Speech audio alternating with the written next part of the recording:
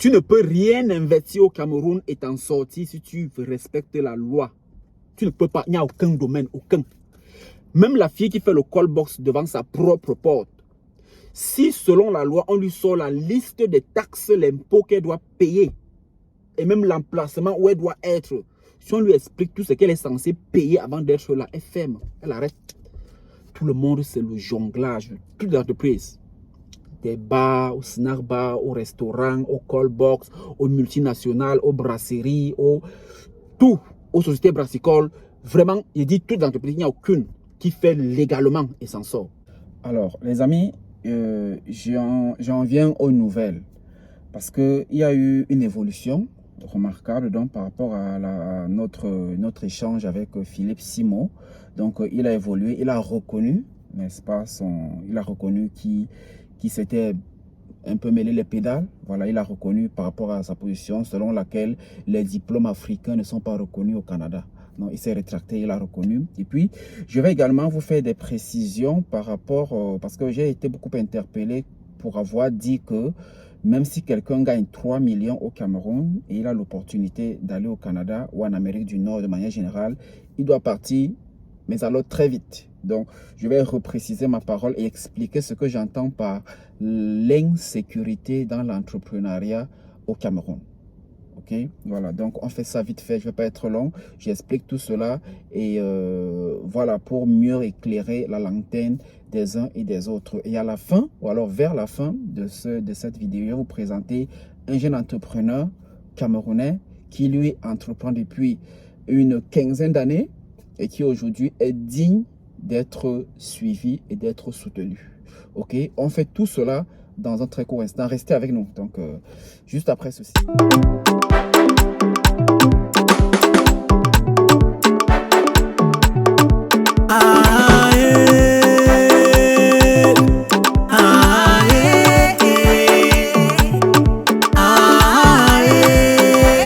Alors, bonjour les amis, je m'appelle Carlos Moser, le citoyen du monde.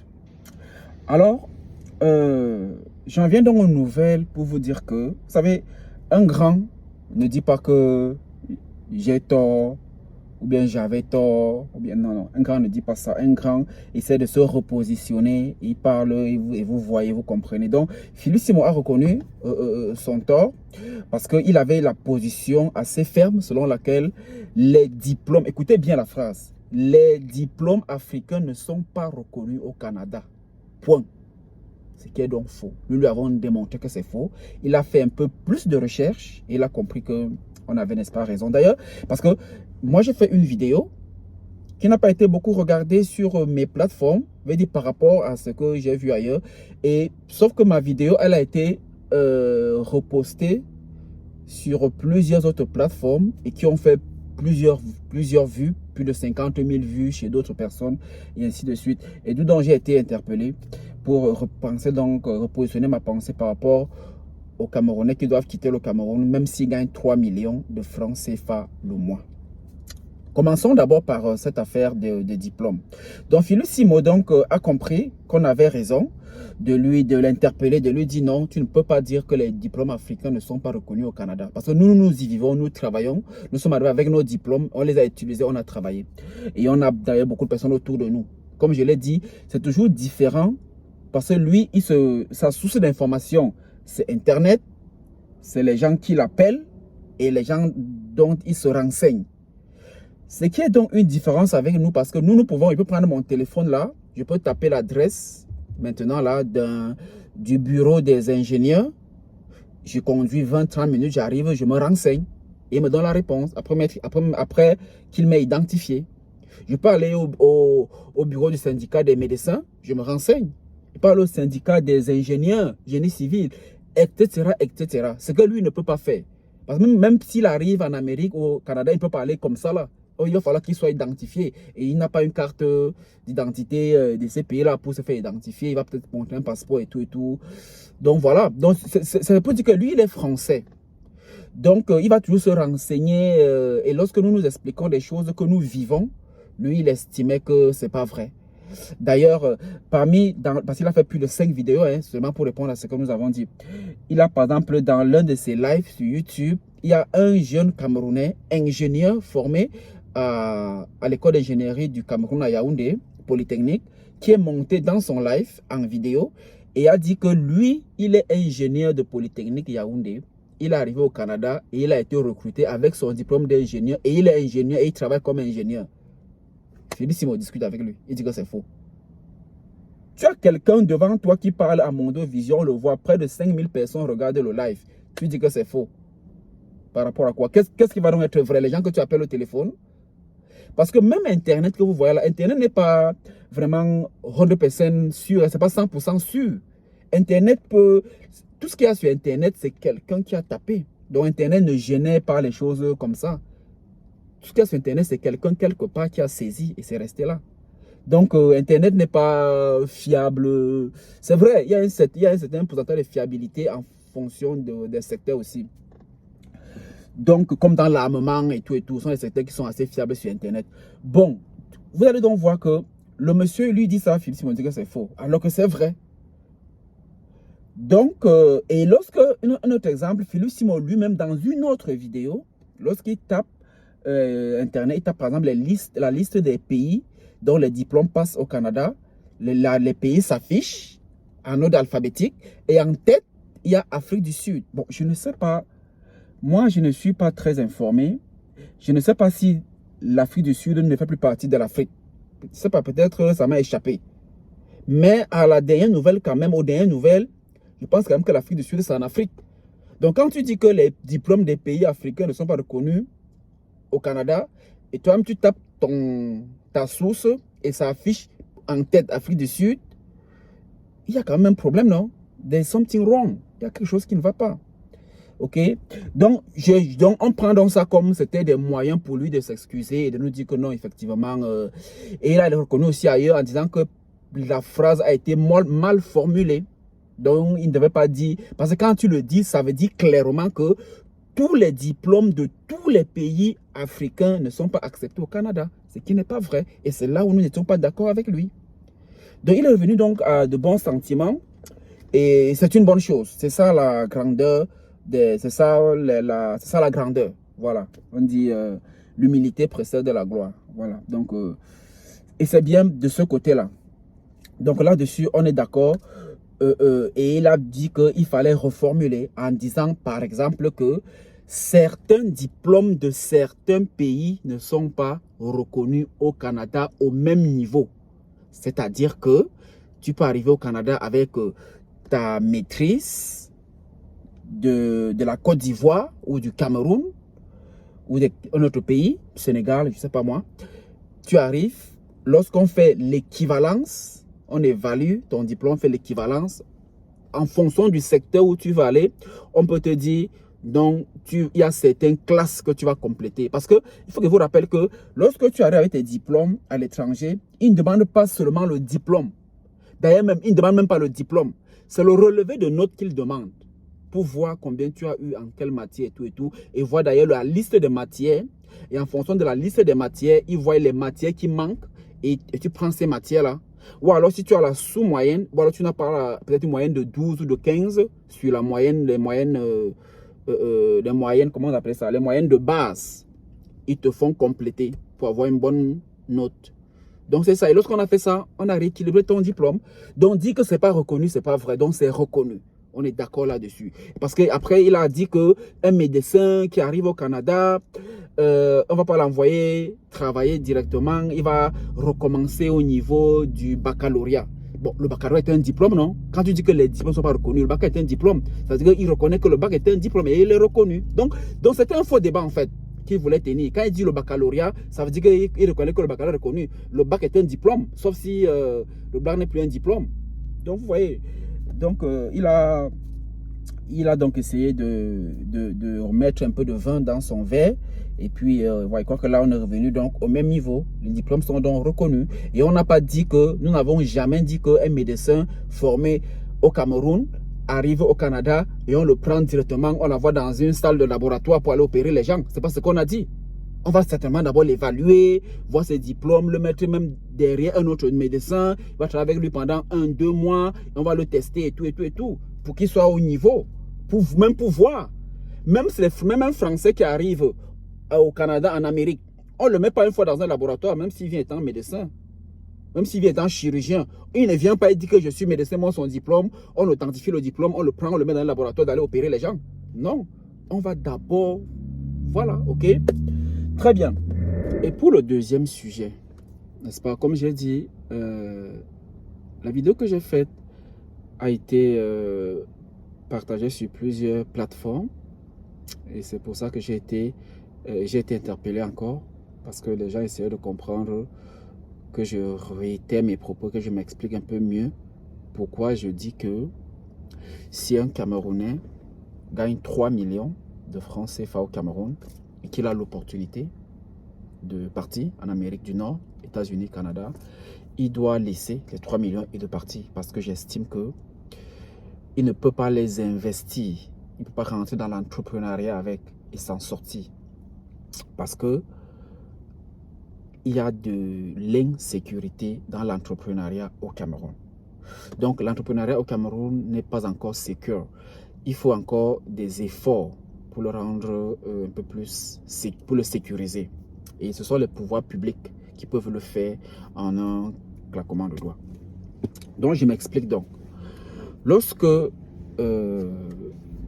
Philippe Simo dit que quelqu'un qui lui a dit qu'il gagnait 1 million, il voulait partir et il estime que ce n'est pas une bonne idée et que l'autre lui a dit que l'autre gagnait 2 400 000 et il est parti aujourd'hui gratte la glace devant les maisons au Canada, déjà que ce n'est pas vrai. Donc lui aussi il estime que gagner jusqu'à 2 400 000 c'est beaucoup, il faut rester, il faut investir ça, il faut faire dans l'entrepreneuriat. Ce que Philippe ne nous dit pas, parce que c'est que lui-même il a entrepris et ça n'a pas, et ça il a été mordu. Philippe Simo avait 2 entreprises principalement au Cameroun. Il avait un restaurant à Yaoundé, il a fermé. Il avait une ferme à Douala, dans les PK 20, 25, tout ça là. Il avait une ferme là-bas. Il a également fermé. C'est beaucoup de millions qu'il a perdu. C'est pas de sa faute qu'il a fermé. Hein. Je vous rappelle qu'il est bien formé. Il a fait l'école des ingénieurs de Yaoundé, Polytechnique, bien formé. Il a complété en France. Il est bien formé. C'est une tête pleine, il est intelligent et tout et tout.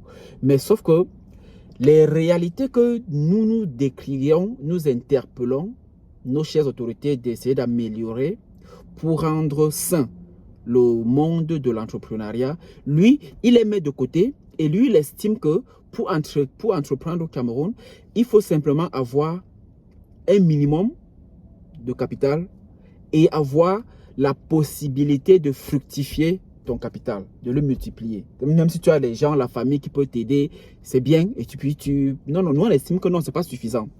Fructifier le capital n'est pas ce qu'il faut pour investir. Ce qu'il faut, c'est la sécurité.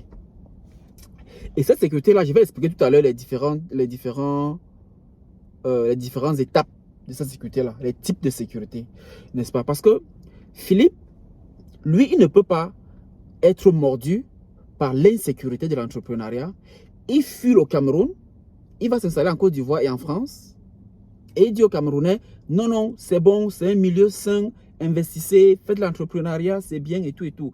Et il nous apporte un schéma, parce que maintenant il est sur un schéma, là, il dit qu'il va maintenant faire dans l'industrie.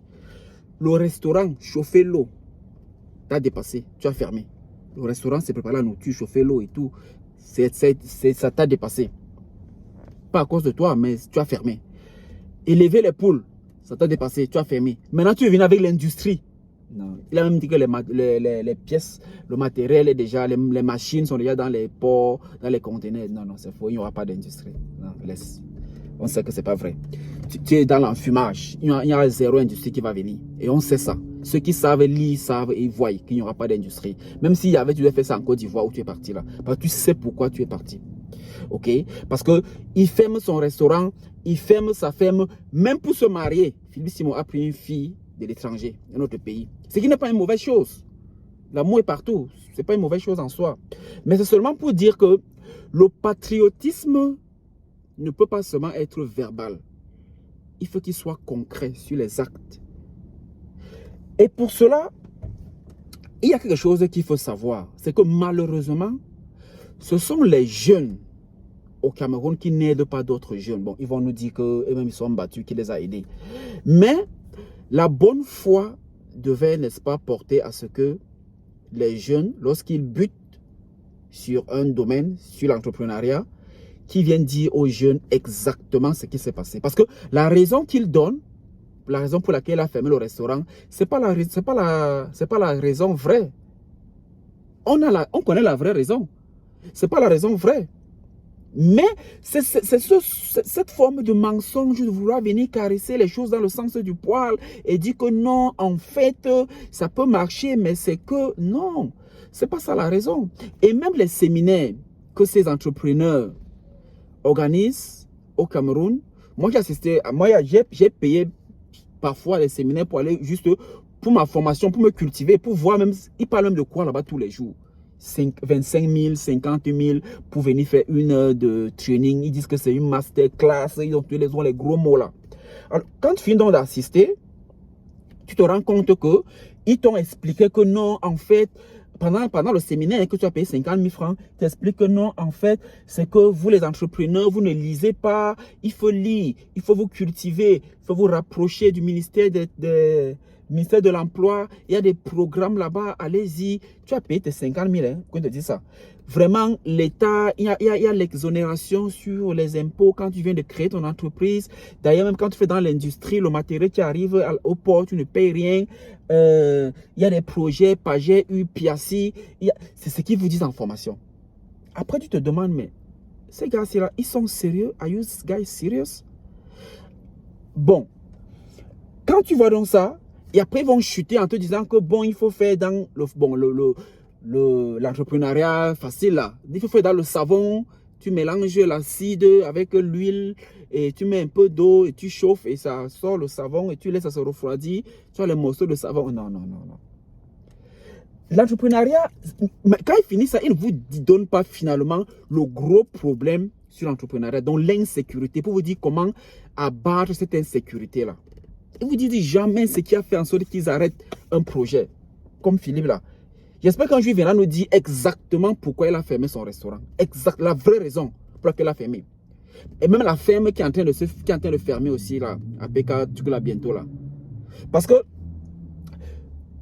vous allez voir que Philippe Simon, plusieurs fois, il est venu nous dire que les voleurs sont installés dans sa ferme. Les gars volaient tout, même ses employés. Il y a par exemple un de ses employés qui avait volé une pompe. Vous savez, j'ai dit qu'il a mis beaucoup de millions. Hein. Ce n'est pas de sa faute s'il a fermé ses entreprises au Cameroun. Ce n'est pas de sa faute. C'est de la faute de l'insécurité. C'est-à-dire la faute du système. C'est le système qui a fait en sorte qu'il ferme. Donc, le jour où il viendra nous dire la vérité, on va évoluer d'un cran. Okay? Mais tant qu'ils ne disent pas la vérité, on va toujours rester au même niveau. Okay? Alors, il y a donc un jeune qui avait volé la pompe, une pièce maîtresse sur le forage. Alors, quand le jeune a volé ça, il a été attrapé par des caméras et tout. Et puis le jeune d'ailleurs qui l'amène comme ça au commissariat, il porte plainte. Le lendemain, le jeune, il vient le retrouver au chantier. Vous voyez, voilà l'un des problèmes de cette insécurité-là. C'est-à-dire que la justice n'a pas été faite. Toi, tu es patron, tu recrutes les gens, ils volent, tu portes plainte, on les met en cellule, les parents viennent là-bas, j'ai avec le commissaire, le commandant, il est dehors. Ça te décourage, te démoralise. Il faut avoir un cerveau d'acier pour continuer. Et ça, ce n'est qu'un petit problème. Il y a comme ça plusieurs d'autres. Un patron qui vient dire que ça c'est mon terrain, un type vient de nulle part, tu as même payé, tu as les papiers, il vient arracher. C'est-à-dire que c'est compliqué. Les banques qui ne prêtent pas l'argent, qui vous demandent les titres fonciers d'un terrain, c'est compliqué. Compliqué. Ok? Et ces problèmes-là, les gars, ils ne les expliquent pas. Ça, je n'ai que citer quelqu'un, il y a plus profond. Et ils connaissent. Ils ne disent pas simplement. Ils devraient dire pour qu'on avance. Je vous donne un autre exemple, un autre jeune, c'est une parenthèse. Notre compatriote Steve Fa. Steve Fa, qui fait de très bonnes choses aussi, il fait de très belles vidéos, qui publie, il coupait les vidéos, il publiait et tout. Après, il a voulu monter d'un cran, ce qui est une bonne chose. Il a voulu upgrade. Il a lancé sa chaîne de télé, Tara Plus. On a bien accueilli Tara Plus, on a tous partagé, on a fait des vidéos pour le soutenir et tout. Sauf que, Là, il est parti de filmer avec son téléphone. Il est passé dans l'entrepreneuriat vrai. Cette fois-là, où il fallait recruter les employés, payer le loyer, payer les salaires, payer les impôts et tout, et tout, et tout. Là, il a été confronté donc. Et il a été mordu. Il a compris que c'est compliqué. Il a fermé. Sauf que, comme je dis, que ce sont des jeunes qui n'aident pas d'autres jeunes en leur disant la vérité pour qu'ils savent, pour que ces nouveaux jeunes qui vont arriver sachent où mettre le pied. Les aînés, jeunes aussi, ils ne disent pas la vérité. Qu'est-ce que Steve Faye est venu nous dire? Il est venu nous dire que non, je fais ma télé parce que un dimanche, un de mes employés a eu son business au quartier pour aller filmer un mariage.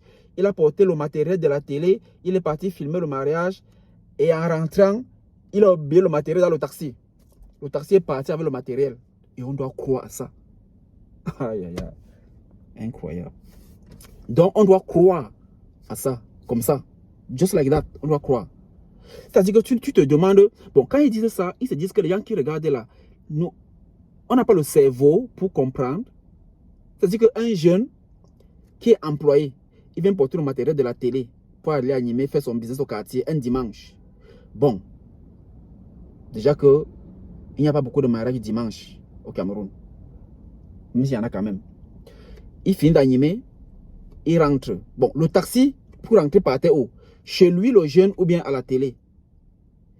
Il est parti chez lui, il est descendu, il est parti à la maison abandonné, le taxi partait avec le matériel. Ou bien il allait à la télé, il est descendu, allait ouvrir la télé, le taxi partait avec les clés, avec le matériel. Ça se passe même comment? Tous ceux qui portent les caméras savent que même quand tu prends un taxi, la caméra, tu arrêtes en main. Comment? Tu ne mets pas la main à l'arrière, tu arrêtes en main, non? Bon, supposons même que c'est vrai, que c'est parti. En aucun moment, mais on voit les gens qui payent même seulement, les cas d'identité seulement. Il faut les communiquer à la radio, non? Pour dire le taximan qui m'a porté de tel à tel. Pourquoi il n'a jamais fait ça? Lui qui a beaucoup d'abonnés, pourquoi il n'a pas mis ça sur son... Pourquoi il n'a pas fait une vidéo même postée pour dire que je cherche un taxi comme ça, comme ça? On peut trouver ça en quelques minutes ou en quelques heures. Mais il ne l'a pas fait. Il a préféré fabriquer un mensonge gros comme ça, là, comme le caca, venir mettre, balancer devant les gens et dire que, en tout cas, vous voyez, c'est pas bon. Alors, quand tu fais donc ton business, c'est vrai, on ne t'a pas obligé d'aller faire le business. Tu n'as pas le compte à rendre à qui que ce soit, on est d'accord. Mais lorsqu'il échoue, tu as deux choses à faire. Soit tu viens dire la vérité vraie, tu expliques vraiment que voilà les gars, soyez prudents, vraiment voilà ce qui s'est passé et tout et tout et tout. Ou alors, tu ne veux pas dire la vérité vraie, ne viens pas mentir, viens plutôt dire que j'ai fermé et décidé de fermer ma télé, décidé de fermer mon restaurant pour des raisons personnelles. Je n'ai pas besoin de vous expliquer vraiment, je suis désolé, j'ai fermé, point. C'est bon. Que de venir fabriquer une histoire à dormir debout et tout et tout et tout. Et après, dire que non, allez investir aussi pour que tout le monde soit brûlé. Et tu vas gagner quoi? Donc c'est ça. Supposons même que le gars, son employé, est venu porter le matériel, est parti avec, animer la fête et tout, mais c'était seulement quel genre de matériel pour aller animer un mariage?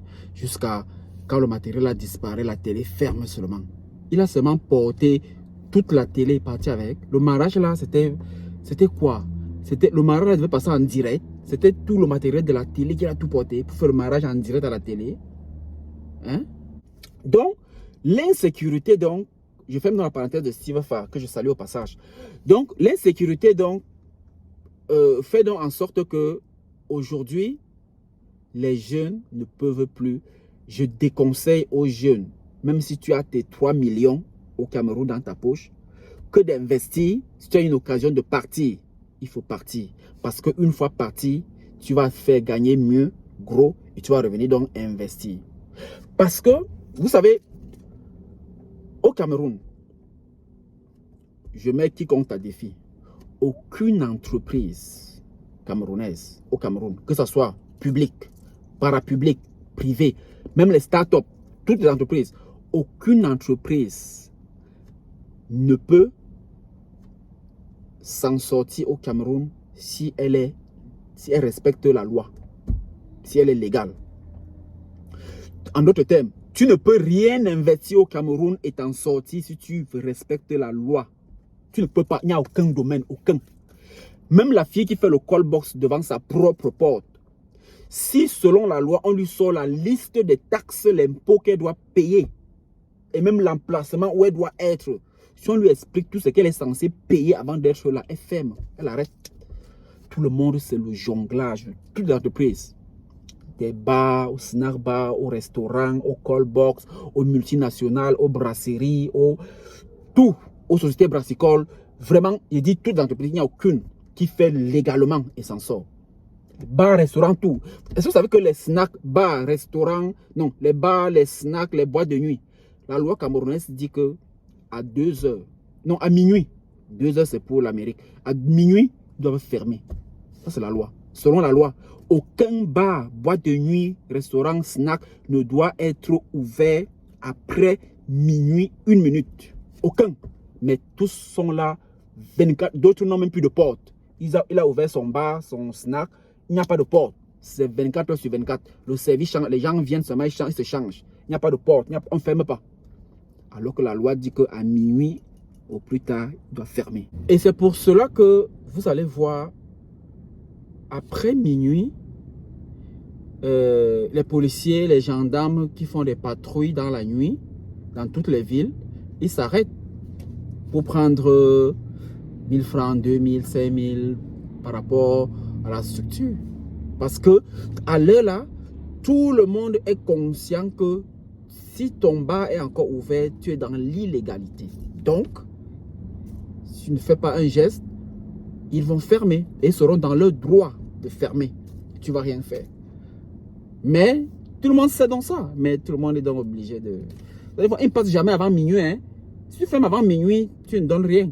Mais si tu dépasses minuit, toi-même tu es dans l'illégalité. Si on va regarder les toilettes sont situées où? Est-ce que c'est propre? Est-ce que c'est bien? Est-ce que... Je dis que si chacun, si tu veux faire dans un business, quel que soit ton business, si tu veux respecter toutes les lois et toutes les normes, tu ne t'en sors pas. Ça veut dire que tout le monde est dans le bricole, dans la débrouillardise, dans l'injustice. Tout le monde, c'est à volo, chacun. Donc, et il y a des gens qui ne sont pas prêts, n'est-ce pas, qui ne sont pas prêts à venir investir dans un tel environnement. Donc, il y a un manque de sécurité. Sécurité policière. Tu arrêtes un bandit dans ton business, tu l'amènes, on le libère. Sans même te demander. Il te retrouve au chantier dans ton entreprise, même avec la machette même peut-être. Vous voyez? Sécurité de la justice. Il va même au tribunal. Tu as un problème avec un bailleur, un voisin qui fait l'entreprise, ton entreprise aussi, ton voisin. Tu vas au tribunal. Il a plus d'argent que toi. Tu perds le procès alors que tu avais raison. Donc il y a tellement de niveaux de sécurité. Chacun peut penser sa part de sécurité. C'est ça que je parle. Sécurité bancaire. Qui va te prêter l'argent? Les banques te demandent le titre foncier. Ça veut dire que si tu n'as rien, tu fais quoi? Ils te prêtent l'argent, ils te prennent la garantie, même de 10 fois plus que le montant qu'ils t'ont prêté. Pourquoi? Donc, c'est cette sécurité-là dont je parlais, donc qu'il n'y en a pas, et dont j'encourage donc les gens, une fois de plus, même si tu gagnes 3 millions de francs CFA au Cameroun, il faut partir à la minute où tu as l'occasion de partir. Parce que même l'entreprise dans laquelle tu travailles là, elle peut fermer du jour au lendemain. Oui, tu peux te réveiller matin, l'entreprise a fermé. Tu vas faire quoi? Tu vas rien faire. Ailleurs, une entreprise ferme, vous portez plainte à l'entreprise. On bloque ses comptes bancaires. Mais qui va faire ça au Cameroun? Personne. En tout cas, pas encore. Donc, on a besoin que le ministre actuel, Grégoire Ouana, du Travail et de la Sécurité sociale, s'il peut penser s'il peut nous lever tous ces verrous-là et nous mettre toute cette sécurité-là pour garantir, n'est-ce pas, l'entrepreneuriat jeune au Cameroun, et même pas seulement jeune, l'entrepreneuriat tout court au Cameroun, ok? Et en dehors de ça, il y a beaucoup de facteurs. Il y a même la sorcellerie qui existe dans l'entrepreneuriat aujourd'hui. Certains pays ont résolu ce problème, comme le Bénin, le Sénégal, où il y a même les tribunaux qui traitent des questions de sorcellerie, où les juges sont même des sorciers, ils traitent ça. Mais il y en a encore au Cameroun, qu'est-ce qu'on fait? Alors qu'il y a les sorciers qui peuvent venir aussi gérer ce type de cas. Il faut juste que le pouvoir public les appelle. Donc c'est ça. Alors qu'au Cameroun, la sorcellerie est condamnée par la loi. Il y a la loi sur la sorcellerie qui condamne les pratiques de sorcellerie. Mais pour les appliquer, comment on fait? Donc, c'est encore compliqué. C'est très compliqué encore. Donc, voilà pourquoi je dis, pourquoi je disais donc, je sors par là pour investir au Cameroun. Il faut être mentalement très fort. Et si tu as seulement 3 millions le mois, ce n'est pas suffisant pour t'y lancer. Parce que tu vas aussi rentrer en faisant le faux. Et pour le moment, nous avons besoin que nos autorités travaillent avec nous, avec les entrepreneurs, ceux qui sont déjà là, pour essayer, n'est-ce pas, de voir comment résoudre ce problème-là. OK? Donc, je termine en vous invitant à encourager un jeune. Parce qu'après tout ça, il y a des jeunes qui se battent, qui entreprennent, mais qui reconnaissent ces problèmes-là. Parce qu'il faut d'abord le reconnaître avant de savoir comment le combattre. Tu dois d'abord accepter une maladie avant de combattre la maladie-là. Tant que tu ne l'acceptes pas, tu viens faire jouer au sabitou comme fait Philippe Simovian, dit que non, tout va bien vraiment, il faut seulement étudier, il faut lire, vous ne lisez pas, vraiment tout est bien au pays des merveilles, ici, là, c'est bien, ça ne va pas marcher. Tu passes sur cette base-là, tu as échoué. Mais en allant sur ma base, selon laquelle il y a de l'insécurité, tu sauras les différentes barrières, tu sauras comment les esquiver. Et si tu n'es pas prêt à les esquiver, tu pars au Canada. C'est simple que ça. OK? Donc, je vous encourage à aller soutenir ce jeune. Lui, il est un comédien, humoriste, producteur et il fait de bonnes choses. Il a quelques événements qu'il organise de temps en temps. Caravane de l'humour, ça arrive là, la 12e édition. Donc, ça fait près de 15 ans qu'il est dans le domaine du showbiz. Il se bat comme il peut. Et justement, il organise donc la 12e édition de son événement Caravane de l'humour. Allez le soutenir. C'est au mois le 18 octobre. Ce sera à Douala, Cinéma Eden. Ça s'appelle Black Oya.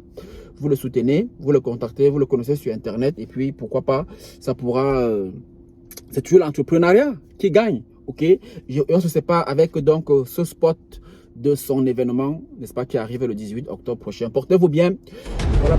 Pour la 12e édition du festival Caravane de l'humour, ça va rire très fort ce vendredi 18 octobre 2024 au Cinéma Eden dès 19h. Artistes invités, Senior Pastor, Marcus, Défaut Premier, Bitacola, Sikati Dionedor, Ndolo Lamour, Tic Dengue, Super Ndogmo, Isen Amazia et Blakoya. Guest star invité, Malox le Viber.